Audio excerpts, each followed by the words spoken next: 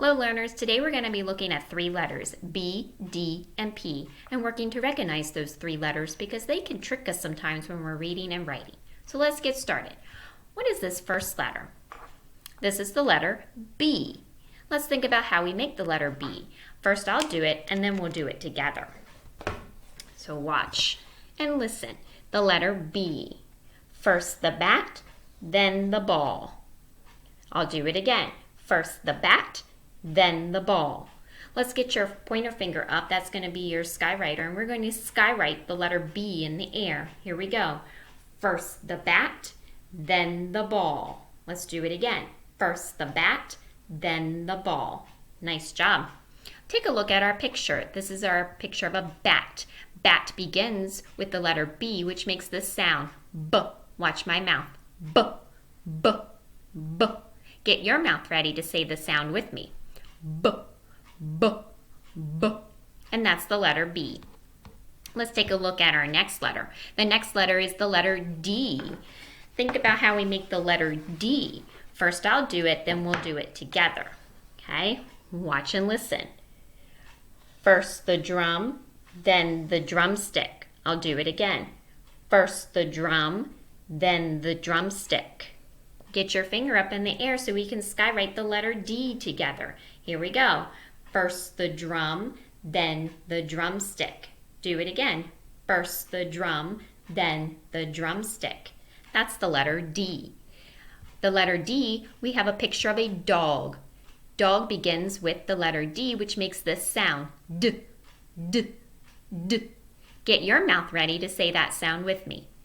D, D, D. And that's the letter D. Let's look at our next letter.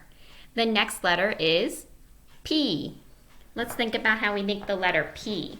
First I'll do it, then we'll do it together. Okay? Watch and listen. First the paddle, then the pool. I'll do it again. First the paddle, then the pool. Get your finger ready so we can skywrite the letter P. Here we go. First the paddle, then the pool. Do it again. First the paddle, then the pool. That's the letter P. The letter P is showing a picture of a pig, and pig starts with the letter P, which makes this sound, P, P, P. Get your mouth ready to say that sound, P, P, P. And that's the letter P. So today we're going to work with these three letters, and these letters are easy to confuse because they sound a lot alike and they look a lot alike too.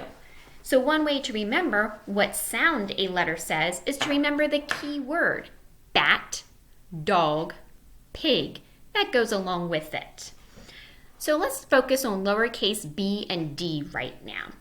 They look a lot alike, don't they? See how the word bed looks like a bed? Now look at the letters. What's the first letter in bed? B. B begins with the sound B. Listen, B, ed. What letter do you see at the end? A D. Bed ends with the sound of D. Listen, bed. So these letters look a lot alike, but they're different in one important way. The line in the letter B comes before the circle, and the line in the letter D goes after the circle. Here's a way to remember the difference.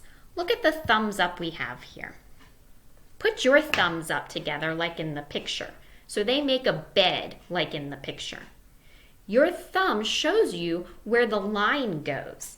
In B, it goes first. And in D, it goes last. If you get confused about where the circles go in B and D, put your thumbs up like a bed and use your thumbs up to determine where that line goes in B and D. So that's one trick to help us with B and D.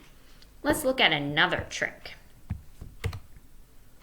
Look at the letters in the word dip. What's the first letter? D. And dip begins with the sound of D. Listen, D, ip. What letter do you see at the end of dip? A P. And dip ends with the sound of P. Listen, dip. So these letters look alike, but they're different again in one important way. The line in the letter D stays above the writing line, and the line in the letter P goes below the writing line. So here's a way to remember the difference between lowercase d and p. When something dips, it starts up and then goes down. See the arrow on the word dip? It starts at the top of the D and then it goes down below the line to make the letter P. So it starts up in the D and goes down below. It dips below for the letter P. So we have a tool, our bed, to help us with B and D, and then we have our dip, which we can make with our line. It starts at the top of D and dips and goes down below for the P. So if you get confused about which way the lines go in D and P, up or down, think of the word dip and make the dipping motion with your hand to decide. So now it's going to be your turn to help me. The word on this card starts with one of these letters, okay? It starts with B, D, or P. I'm going to put it in the box where it belongs, all right? So actually, let's do this. I'm going to cover up the other two letters that don't belong. So looking at this word, think about that first letter, and what letter is that? Is it B, D, or P? That's right. It's the letter B. If you had to think about your bed, you know that's the letter B. All right, just like it starts in bed. How about this one? This is a picture of a pen. What sound do you hear at the beginning of the word pen? P. Good job. Tell me what letter spells P. Out of these three letters, what letter spells P? Nice job. You should have been pointing or saying the letter P for pen. Yep. All right, let's do another one. This is a picture of dig. Let's say that word, dig. What's the first sound you hear in dig? D. Good job. What letter spells that D sound? B, D, or P? Hopefully, you guys are saying the letter D. Nice job. D-ig, dig. How about this one? This is the word pot. Let's say that word together. Pot. What's the first sound in pot? P. What letter spells that sound? Go ahead and point to it or say it. And it is the letter P. Nice job. How about another one? This is the word bat. Let's say it. Bat. What's the first sound you hear? B. What letter spells that sound? B, D, or P?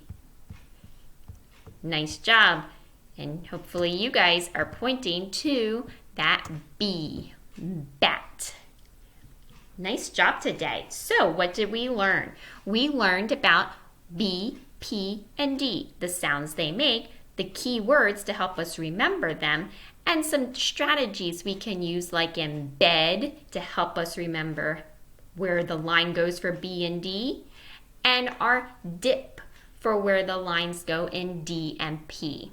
So think about that when you're reading and you're writing words that have B, D, and P.